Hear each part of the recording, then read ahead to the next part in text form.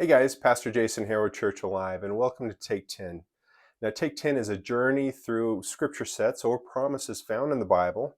We're going to be focusing on certain topics, and we're going to take those verses, take those promises, and turn them into applicable, practical ways that you can take those concepts and carry them into your everyday life. Very excited about this journey with you in this venture.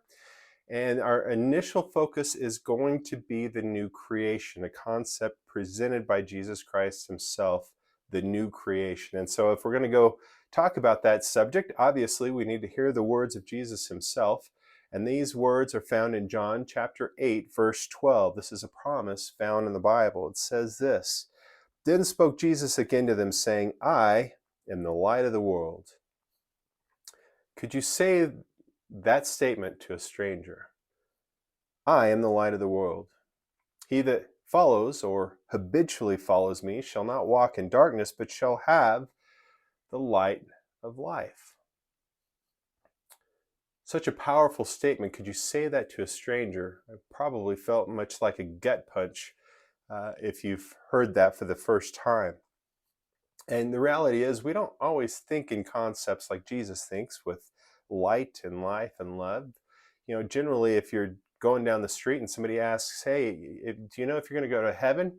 How would you typically respond? It'd probably be more like, yeah, I think I'll go to heaven because I'm a good person. See, you and I, with our fallen nature, we think through this concept of good and evil, but our, our true nature was designed just like Christ in this fullness of light and the fullness of life and the fullness of love. Now, if you go back to the garden, you'll study out that there were actually two trees. There was a tree of life, and there was a tree of the knowledge of good and evil. And once we partook of that tree, our eyes were open to good versus bad.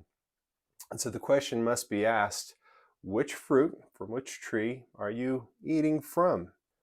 Because the reality is, you are what you eat. Even Jesus says, my meat is to do the will of the Father. And so obedience to his commands is not an obedience out of just this kind of letter of the law in which you're trying to do more good than evil. It's to be one with God's light, and to be one with God's life, and to be one with God's love. That becomes your food. You become one with it. The reality is, this world should be different because you are in it. Could you boldly say that you are the light of the world? Because Jesus says that to his believers. He makes that statement. He says, I'm the light of the world. And then he turns to his disciples and he says, you are the light of the world. And that's found in Matthew 5, verses 13 through 18. And he goes on to share with them, hey, don't hide that light. Be the light to this world. Make a difference. So how would you personalize this promise and carry it with your everyday life? You might, to do that, you might actually make statements like this. You can make a statement that says, he, Jesus, is the light of the world.